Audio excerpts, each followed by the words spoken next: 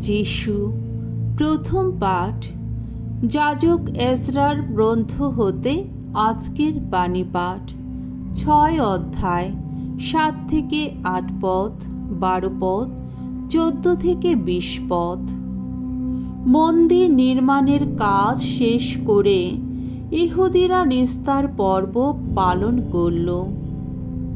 পারস্য রাজ দারায়ুস ইউফ্রেটিস মহানদীর পশ্চিম পাড়ের প্রদেশপালকে ও তার সহকর্মীদের এই আদেশ লিখে পাঠালেন, তোমরা ঈশ্বরের ওই মন্দির নির্মাণের কাজ যেমন চলছে চলতে দাও। ইহুদিদের প্রদেশপাল ও তাদের প্রবীণেরা আগেকার জায়গাতেই ঈশ্বরের মন্দিরটি আবার গড়ে তুলুক। ঈশ্বরের মন্দির নির্মাণের কাজে তোমরা যে কিভাবে ইহুদি প্রবীণদের সাহায্য করবে সেই বিষয়ে আমি এই আদেশ জারি করছি। ওদের সব খরচপত্র মেটানো হবে রাজ তহবিল থেকেই, অর্থাৎ ইউফ্রেটিস নদীর পশ্চিম পাড়ের প্রদেশে আদায় করা রাজস্ব থেকেই।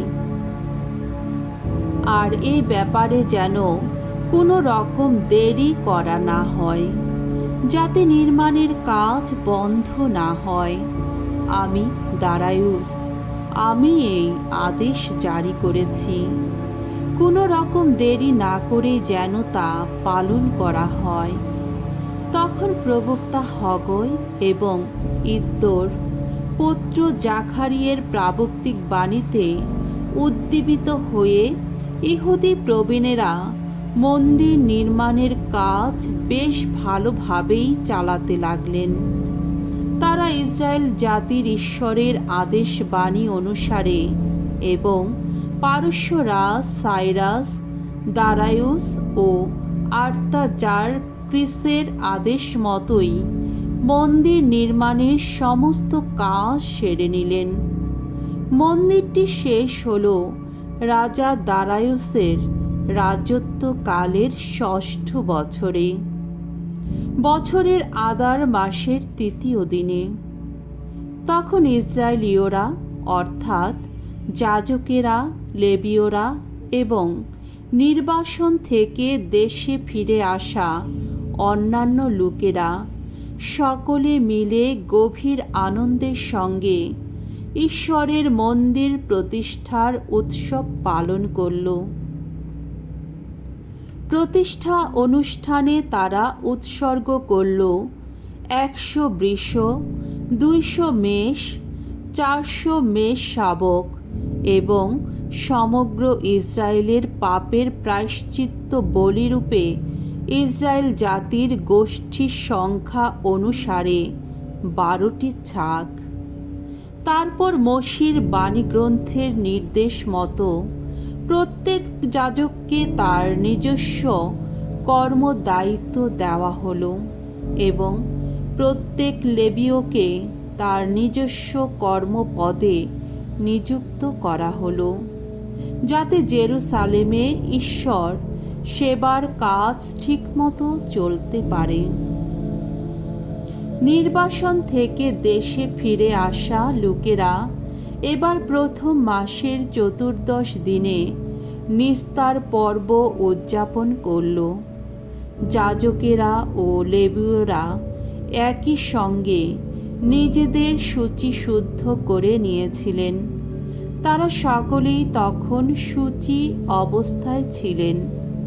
তাই লেবীয়রা নির্বাসন থেকে দেশে ফিরে আসা সকলের জন্যে, তাদের যাজক ভাইদের জন্যে এবং নিজেদেরও জন্যে সেদিন নিস্তার পর্বীয় যত বলি জবাই করলেন। প্রভুর বাণী। ঈশ্বরকে ধন্যবাদ। সাম সঙ্গীত 122 অধ্যায় 1 থেকে 5 পদ। ধুয়ো, গভীর আনন্দে যাব আমরা ভগবানের গৃহে। সেদিন যখন ওরা বলল আমায়, চলো যাই ভগবানের গৃহে, আমি তো সে কথা শুনে আনন্দ পেলাম। আমাদের সবার চরণ এসে থেমেছে এখন তোমার তরুণ দ্বারে। হে জেরুসালেম, হে জেরুসালেম, নির্মাণ তোমার ঐক্যের বাঁধনে বাঁধা সুসংহত নগরীর মতো। এ জাতের যত গোষ্ঠী, ভগবানের সকল গোষ্ঠীর মানুষ এইখানে উঠে আসে। ইসরায়েলের প্রতি দেওয়া নির্দেশ মতো সবাই তো করতে আসে ভগবানের নামের গুণগান। এখানে প্রতিষ্ঠিত আছে সেই বিচারাসন, দাউদ বংশের সেই রাজ সিংহাসন। বাণী বন্দনা। জয় জয় প্রভুর জয়। যারা প্রভুর বাণী শোনে, যারা প্রভুর বাণী মানে, ধন্য তারা ধন্য। জয় জয় প্রভুর জয়। মঙ্গল সমাচার। লূক রচিত মঙ্গল সমাচার ৮ অধ্যায় ১৯ থেকে ২১তম পদ। তারাই যিশুর আপনজন, যারা ঈশ্বরের ইচ্ছা মেনে চলে। একদিন যিশুর মা ও ভাইরা যিশুর সঙ্গে দেখা করতে এলেন, কিন্তু ভিড়ের জন্যে তারা তার কাছে পৌঁছতে পারলেন না। তাকে জানানো হলো, আপনার মা ও ভাইয়েরা বাইরে দাঁড়িয়ে আছেন, তারা আপনার সঙ্গে দেখা করতে চান।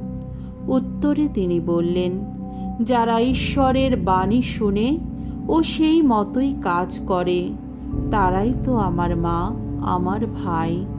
প্রভুর মঙ্গলময় বাণী। খ্রিস্ট প্রভু তোমার প্রশংসা হোক।